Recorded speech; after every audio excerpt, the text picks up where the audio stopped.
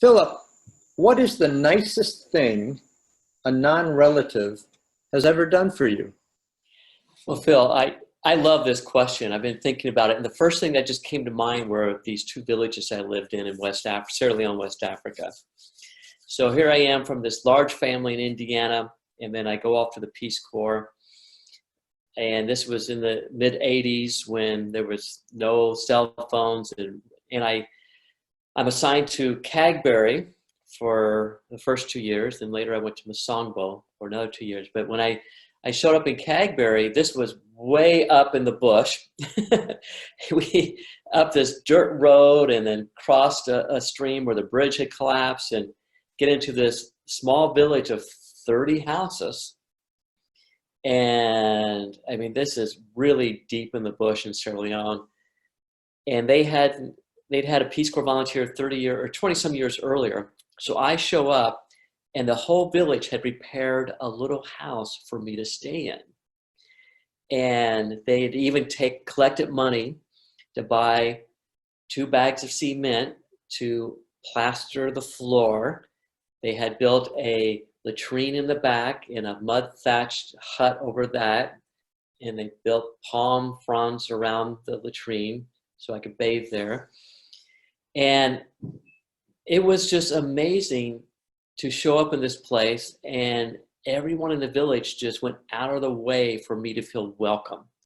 That this stranger would leave his family from America and come to this village. And the chief, Chief Conde Fino II, and Conde Fino means good-looking chief. He gives me his name, Conde Fino III, which means good-looking chief also. And then he asked me on that first night there if I wanted the bath water cold, warm, or hot. And I was assuming I would be taking bucket baths that would just be cold bucket baths. And I was like, well, hot. And so he had several wives, and one of his wives, Fatu, would heat up a bucket of water, bring it by on her head, and put it back by the latrine, where I would go out in the evenings and take a hot bucket bath. And then A.K. Sisse and his wife Tandy, A.K. was the school headmaster, and he had 3 daughters, and he asked, if he could help me settle in. His wife offered to cook for me, which was greatly needed because everything was cooked on three stone fires. And so Tandy would cook, and in exchange, I would provide rice and other ingredients and so forth. And every day, Tandy would come by with a plate on her head with rice and sauce. And I always look forward to that time of day. And then her daughter Josephine, volunteered to wash my clothes, which was done on rocks down by a stream. These were the original stone-washed jeans. I'll have to say that.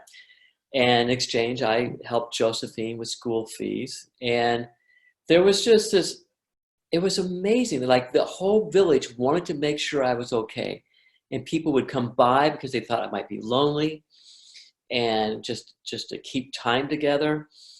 And people would bring by either palm wine or fruit. And so people at Cagberry just really took good care of me. And then when I then moved to the Masongbo village for the second 2 years, and Paul Conte, this old man, and he had these sons and daughters, and his daughter Adama, volunteered to cook for me and help with that. And when I asked her for hot water, she's like, "You're not an old man." It was funny. So she was kind of teasing me back. But this time I had such a good rapport with people in Sierra Leone. And Adama would cook, and we would all eat together. And there was the Conte brothers, Moses and Bokri, and their cousin Sampha. And we would eat together because we also loved to fish. And we learned how to make fishing lures out of sticks and wires. And we were catching hundreds of pounds of fish on the Roquel River.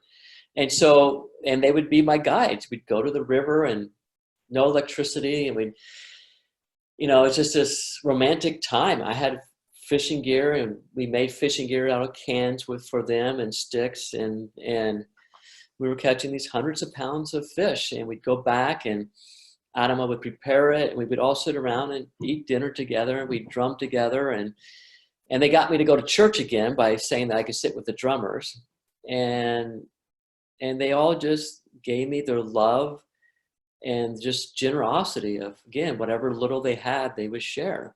I mean, it was really common in both Cagberry and Masongbo to be walking through the village, and people would say, "Come eat." And because they'd be eating dinner and invite me to come and sit with them. And so there was just this amazing love and generosity and that sense of connectedness that was just really beautiful. So this wonderful family I have back in Indiana, then I had family in Cagberry and Masongbo. And normally people stay 2 years, but I just fell in so much love with these folks that I just stayed 4. And then when I left, as you may recall from other stories, that they went into a war. A war broke out in Sierra Leone. I went back 9 years later and started making trips. And I remember on the first trip back, going to Masongbo, I was like, are they going to be still alive? And sure enough, most of them were there. And we went to the church, and they're drumming, and then people would come up. Everyone in the village was just coming up and greeting me. And they had been, sacked during the war. What little they had was, they'd lost. And people were walking up, handing me mangoes and cola nuts and palm wine. They wanted to give me a chicken, and they just were giving me whatever they had. And they just wanted me to know I was welcome. And it was so powerfully moving because, again, they had been sacked during the war. They, prior to that, were living on maybe $1 a day, and what little they had was taken. And yet here they were with this generosity. And I started making more trips back to Masongbo during the war and after the war, Masongbo, and then also up to Cagberry. I got back to Cagberry, and the house I had lived in that they had provided for me was destroyed during the war by a rocket-propelled grenade. So my friend gives me his bed to sleep on while I'm up there visiting. And again, people are cooking for me, and they're giving me all kinds of food. And then when I went back to Masongbo once, they knew I was coming. They had this walking stick made for me. And they also had, fishing lures that they were still making.